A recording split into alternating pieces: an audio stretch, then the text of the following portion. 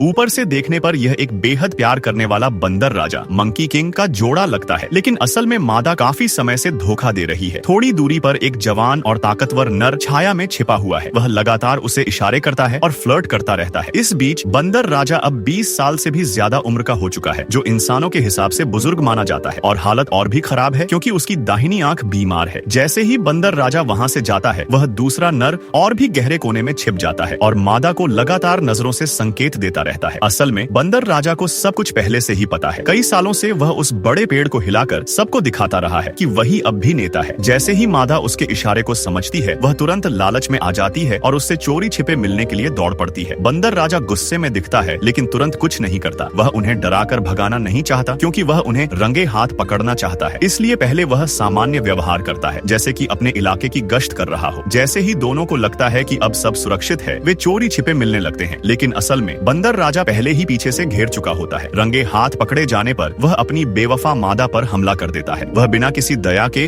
उसे बुरी तरह पीटता है। उसे लगता है कि उसने अपनी सर्वोच्च सत्ता फिर से स्थापित कर ली है, जैसे वह अब भी अजेय राजा हो। लेकिन यह सिर्फ उसका भ्रम है, क्योंकि उसके हरम की बाकी मादाएं बस शांति का नाटक कर रही हैं। उन्हें ठीक ठीक पता है कि आगे क्या होने वाला है। जल्द या देर से बंदर राजा थक जाएगा और जैसे ही वह झपकी लेने लगेगा, अपने प्रेमियों की आवाज सुनते ही ये मादाएं उनसे मिलने के लिए भाग जाएंगी। वे जोड़ी बनाकर अलग अलग छिपे हुए कोनों में छिप जाती है ताकि कोई उन्हें देख न सके। साथ ही वे बंदर राजा की हर हरकत पर नजर रखती है ताकि जरूरत पड़ने पर तुरंत भाग सके। और हो सकता है कि बंदर राजा को कभी पता ही न चले कि अगले साल पैदा होने वाले बच्चे उसके खून के भी नहीं होंगे।